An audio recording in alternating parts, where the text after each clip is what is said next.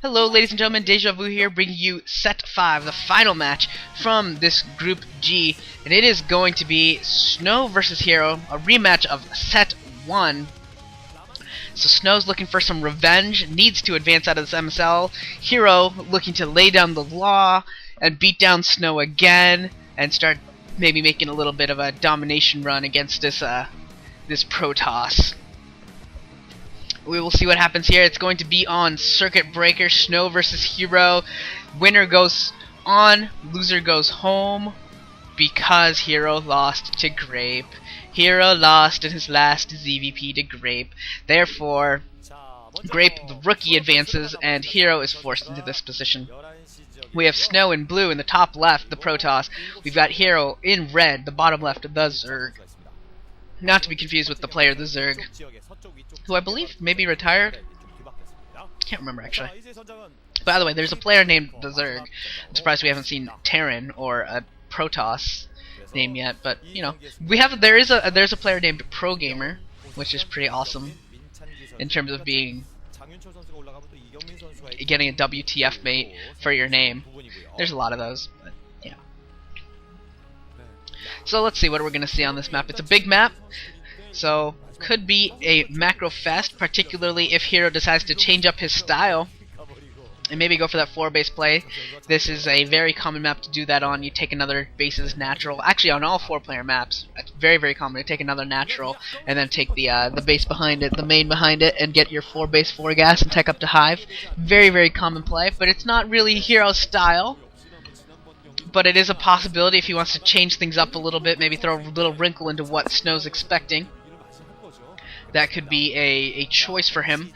From Snow, I'm really hoping to see some more of his harassive style. I love it. I've really come to enjoy his super harass, his zealot pushes, his reaver drops, his DT, his high Templar. It's been a lot of fun throughout last MSL when we played J-Dong, and now so far, even in the first couple of games here, well, first one game against Hero, is very, very fun, very, very exciting. So that's what I'm hoping to see. And hopefully both players will live up to my expectation and give us a wonderful game. We have a drone blocking this probe scout from getting in, just being a nuisance. And is that probe, is that going to try, and yeah, he is going to stop the base from going up with the pylon, so that's just a jerky move. And so he's going to have to go find another spot, probably go to the other main. He might go for his mineral only if he's going to play it real Hero style. Hero does that a lot, just goes for his mineral only. But it does look like he is going to go for the other natural expansion, which I think is definitely the proper move. But we do have the... Oh wow, canceled pylon, so that way he's going to be able to get down that hatchery pretty easily. A couple Zerglings have been produced, but not a whole lot. And I'm going to try and usher this probe away, so he's going to get down 3 hatches pretty easily, Hero is, without too much fuss. And that probe's just going to continue to get the scout, and there's the Nexus already up for Snow as well. He only needed the 1 cannon to defend against that Ova pool. And there's a gateway as well. And what else is going on? Oh, I should tell you guys, I started playing Magic the Gathering again. Oh wow, it is so much fun playing with people on Vent and then just jumping on. We found like a couple sites online that let you do booster drafts. So then you do a booster draft, and then we use this program called Cockatrice. And we get to play games against each other, and it's actually a lot of fun. I forgot how much fun Magic was when you're, making decks and things. It was a lot of fun. So if anyone does that, you know, that is how we do it. It's called tappedout.net. That's where we draft, and then Cockatrice is the program, a German program that we use to play each other. So if you want to do that, you know, jump on SC2GG Ven at some point and join us. That'd be cool. We don't play every day, but you know, we play a few times a week, so it's pretty fun. Just throwing that out there as a possibility. And what else is going on? What else have we got going on in the StarCraft world? Not a whole lot going on in this game. Not a whole too much of excitement. SC2, the GSL is up to yeah, where are they at now? The iCup tournament is getting pretty advanced. I don't really follow the SC2 scene. I don't really know what's going on, to be totally honest with you. I struggle to pay attention too much, and it's just, hasn't excited me. So yeah, but yeah, TSL is up to like round of 16, I think, something like that. Not GSL, TSL. GSL is the Korean one, TSL is the non-Korean one, except for like I think they invited a bunch of people like Boxer and Nada in July and stuff. A couple of them are still alive, so that's pretty cool. I was glad that they did that. And a second assimilator for Snow is up, so we're gonna have a tech build here. Looks like we're gonna have the one gate tech, which I hate, but you know, it can work. It can work. We saw that in the last game that it can work. So can't knock it too much, I guess. But it does tend to be problematic at times for certain players against certain builds. It can be really put you in a bind when you don't have enough units and you're just throwing up cannons and hoping that the Hydras don't destroy you. Finally, that probe goes down, so no more scouting information for him. And here's working off through base, and we have Corsair and a Citadel of a Doom, so very, very standard stuff going on right here. And could we see an Archon push? No, doubtful. No, that's not what's gonna go. I don't know what he's gonna do. Probably just do the tech thing, the normal tech thing, and get High Templars and things behind it, and possibly Reavers. And with that 2 gas, you can really do a lot of teching, and that's why Protosses like to do that, because really with the Protoss, when you're playing PvZ, you need every single part of the tech tree. You need the Stargate for Corsairs, you need the Citadel for speed, and the Temple Archives for Storm, and DTs are helpful, and then you need the robotics because you need to get observers for lurkers, and Reavers are really strong too. So basically, it's not like you can really make much of a tech option. At the beginning of the game, that's why you'll see players. That's why the +1 speed lot build is kind of cool. I mean, it's very. I mean, people know it's coming a lot, so it's not used as much. But the reason it's cool is that you're actually bypassing the robotics facility, and you don't need as much gas, and kind of takes that one little aspect away. So that way you can play, so that way you can try and race and try and rush before the Zerg player has lurkers out and forces you to get the robo. So it's that's kind of the point of it. It's kind of cool. Let's see what else we got going on. We got Corsairs scouting around. The Corsairs haven't really bothered trying to get any kills yet. They're just scouting around, finding bases, and they're actually bypassing some overlords, which is kind of interesting. Usually they don't bother. Usually they try and kill them until a Spire comes up. We have a cannon going up in the natural expansion. Probably will have another one in the main to defend the Stargate from any sort of Scourge harassment. The Hydra Den going up at the 3rd base actually for his Sim City, working on his Sim City there at the 3rd base, going up the Hydra Den. And Dragoon instead of a cannon is going to be used for now at least to defend that Stargate. We got a couple gateways coming up. So it's been a pretty passive game right now. Both players just macroing up, and Snow's going to be allowed to get away with this one base start. It looks like he's got a DT out already, but there is a Overlord over at the 3rd base, so he's not going to have much luck, and a creep colony as well. Unless the Corsairs can pick off the Overlord, and it looks like they're going to be able to. There goes the Overlord, and yeah, this could be problematic a little bit for Hero if that DT can get in there before another Overlord spawns. And is that a Spore Colony? Yes, that is a Spore Colony. So he is all over it, Hero. He is all over it, and he will be fine defending his bases. Very, very smart, more from that Spore Colony when he did. Good reaction from him. So he will be fine against this DT harassment. But really, Snow didn't invest a lot into it, so it's not like it's really putting Snow behind by a lot by not getting that DT in. It was just an opportunity for him to do some damage that doesn't end up panning out. But it does force Hero to invest in some Spore Colonies, and he's also going to have to invest in speed on his Overlord, so that's a couple investments that Hero might have wanted to wait for that he's not going to be able to, that he's going to have to do right away. And that DT actually in range of one of those Overlords, so it almost goes down and survives with just a couple hits left on it. Looks like 7 HP. So very, very close for that DT. And Hero has taken that 4th base behind, so he will be getting that 4 base play that has become popular, finally getting his 2nd extractor. He's been working off of 1 gas for a really, really long time. You got an Archon morphing for Snow as well, starting to build up his forces, getting a robotics facility as well. So things starting to shape up in terms of macroing up for both these players. We've had a basic start, no real attacks, no real engagements, and now both players are starting to macro up a little bit.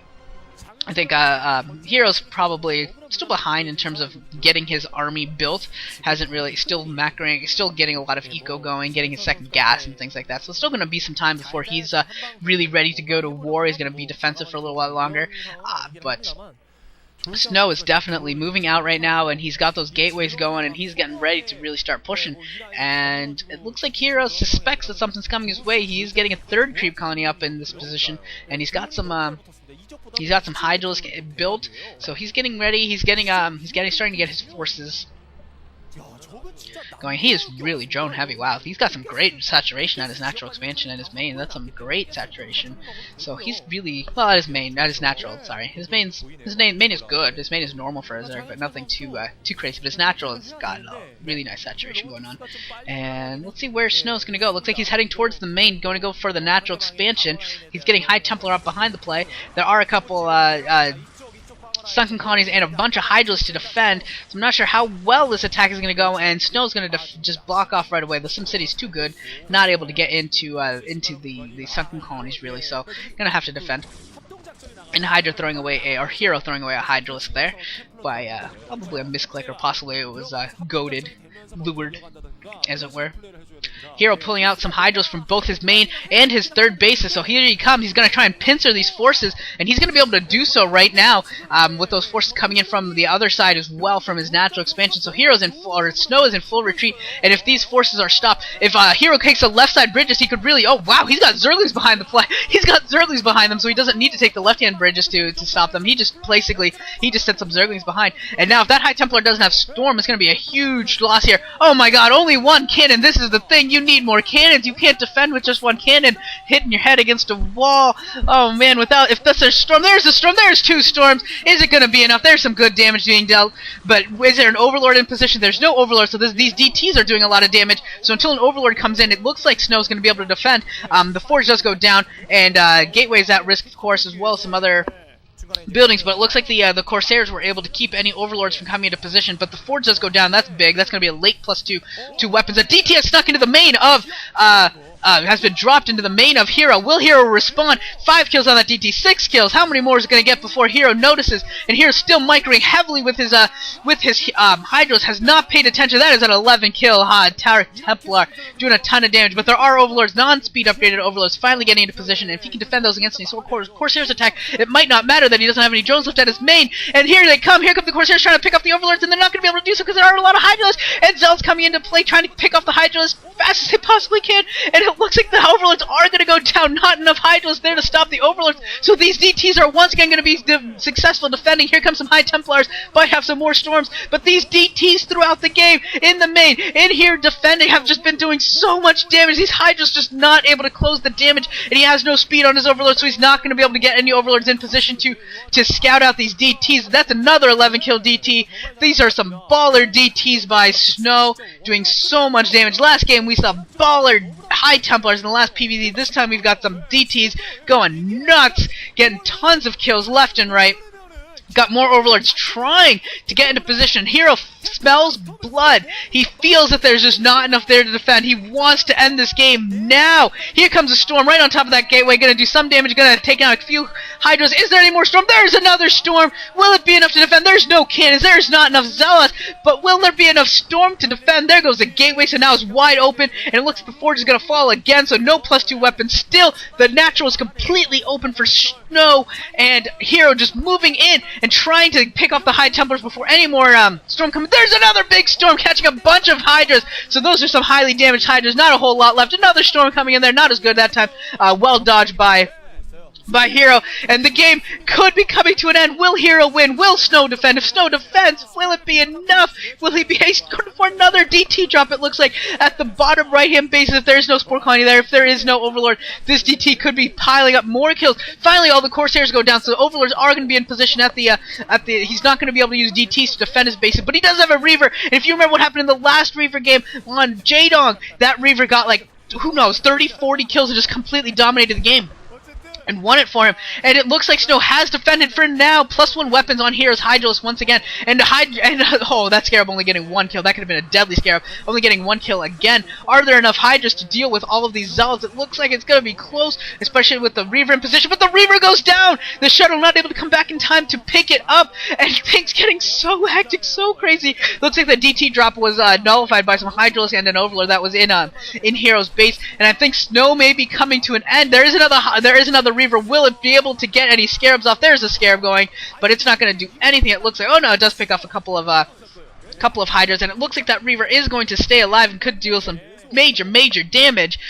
But is it enough? Is he going to be able to hold his natural expansion? Oh my god, that Reaver is doing so much damage with the Scarabs. It's a 10-kill Reaver, but it's about to die, and it does die! Is there any more left? Snow is throwing everything he can into this defense. Every Reaver, every High Templar, every Storm he possibly can, but now he's using probes, and this Nexus is about to fall. There's a good Storm, but it's not going to be enough. The natural expansion goes down, another Storm goes, but it's not enough. Not enough. Snow is going to lose with the loss of that natural expansion. There's just no way he's going to be able to keep up this defense. Unfortunately for Snow, he's going to get knocked out of this MSL, and that's that. That is going to be that. Hero will just be able to continuously pump Hydras. It looks like his drone saturation, he just moved a bunch of drones from his natural to his main, and he was in good shape to do that. He's trying to rebuild his Nexus, Snow is, but he's not going to be allowed. This is going to be GG any minute now. This is not going to work. He's trying his best, he's using everything, and that's actually a really good Reaver Scarab, but the Reaver once again goes down, and there's GG. Hero's going to advance. So out of this MSL group, I think Snow was the heavy favorite to advance, but he does not, and it's going to be Hero and the rookie Grape moving on to the round of 16.